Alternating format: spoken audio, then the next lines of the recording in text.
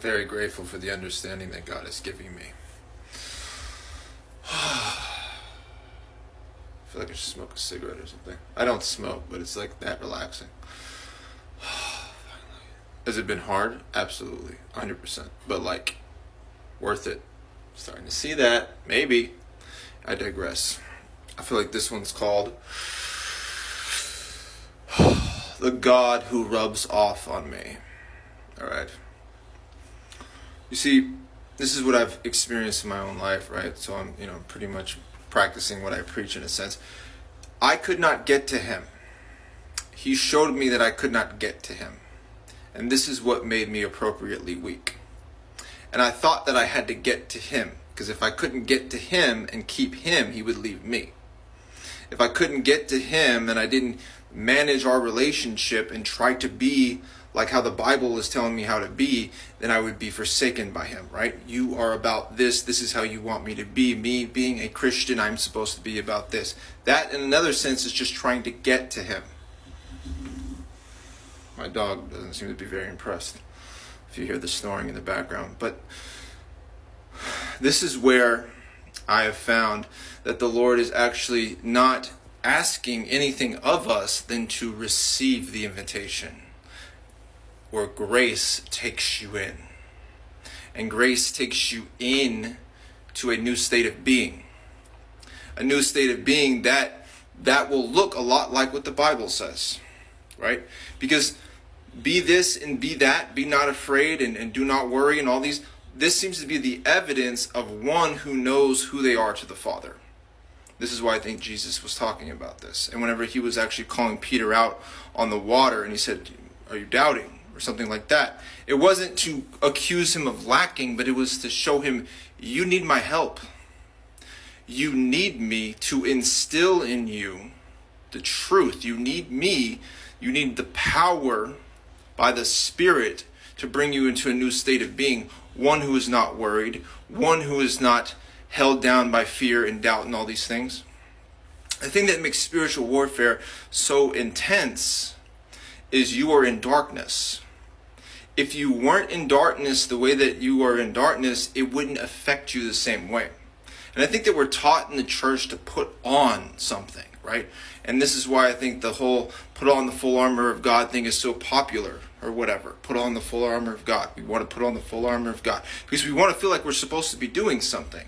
We don't want to be met with our weakness that says we can't bring ourselves into a new state of being. But this is actually where you're going to find freedom. This is where you're going to find the invitation. Where I find the invitation, and I'm just like, really? You just want me to say yes to this?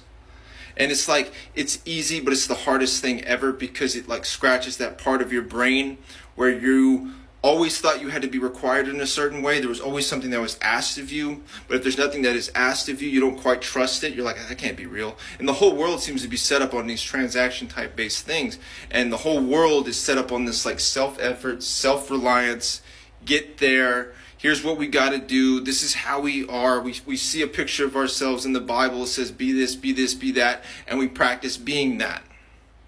And the spiritual warfare comes in, right? Judges the unbelief that's in us. That gets squeezed out of us. And he says, there's nothing to be ashamed of here. But you need me. You need me to take you into a new state of being. You need me to come into the place that you are at. And that's what it's been like for me. It hasn't been me trying to get to God. I mean, that's what was sold to me. Keep God in your life. Put God first. I'm thinking about it now and I'm laughing at it because it's so something we would come up with because we feel inadequate if we're not doing something. And in a sense, this is just where we've been out in darkness. This is where I've been out in darkness.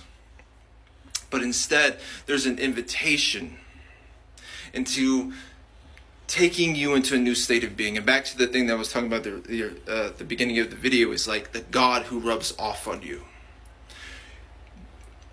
Because it's not this like answer, right? You will find on the journey when you are with the Lord, when you're in proximity to light, that light's going to come into the darkness of where you are. Because the light will be where you are. The light seems to be attracted to darkness. That's where the light is the most effective. That's where you're going to find his love in the places in you that you don't feel lovely. He comes after those dry places. He comes after those helpless places. He comes after those places in you and in me. And I'm told and I'm sold this thing, these projections of men in the dark that says we have to follow God. This is what we do to follow God. Put God first. The Bible says, be not afraid. Do this. And always think in thanksgiving. All the things. And we're trying to do all the things in our own strength. Or we're asking God to make us more self-sufficient in being able to be Christians. And he's like, no. No, you can't do this. You can't do this. You cannot do this. But instead, I just say, follow me. And I will rub off on you. You will be acclimated to light, and light will begin to judge the darkness that is in you. But it's not you. It's just where you are.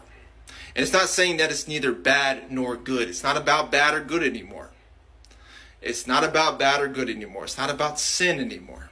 You don't know anything about this because I have been in great darkness, where sin consciousness seems to be the bread and butter in great darkness.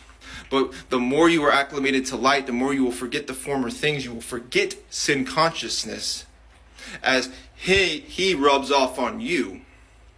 Meaning his perspective comes in and overrides your perspective by grace, and you were invited in. He takes you into a new state of being. One who after enduring for a time, is no longer afraid like you were afraid. Who's no longer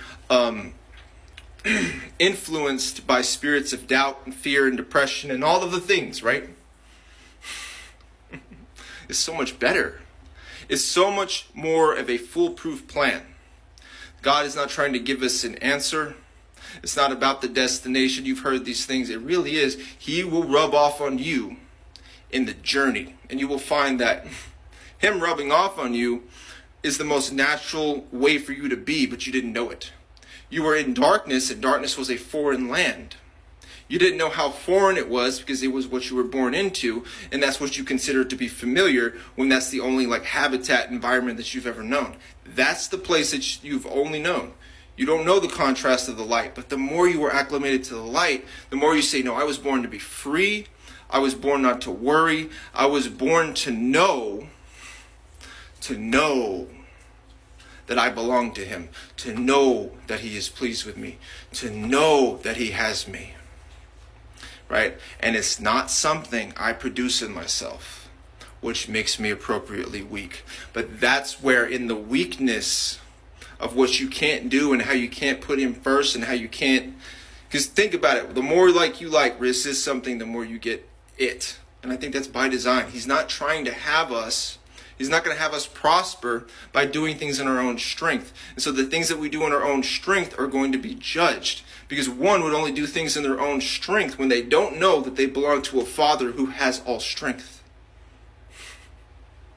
You don't know what you don't know. It hasn't been revealed to you yet, but it will. On the journey, he begins to rub off on you. You get acclimated to the light, and you find that the light is the most natural way for you to be, but you didn't know it. No one ever showed you this because no one was in light.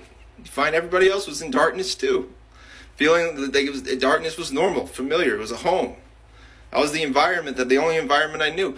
Then I start walking with him, and he's showing me sides of myself. I've given my life to him, what I consider my life in darkness to him, right? Filled with all the sin consciousness and the me feeling like I'm separate from him and I'm an orphan, I need to do this, otherwise he's not pleased with me, I'm going to be punished, all the fear, all those things. And he brings me into a new realm, the realm that I seem to have been made for. Right? His perspective of me that comes and it can't help but humble me. Because it has me abandon my understanding.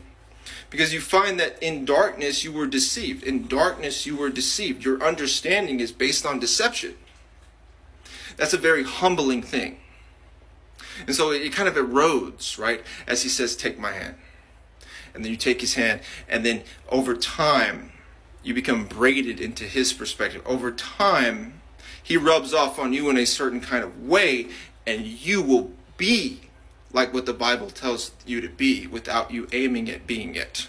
You will just be it.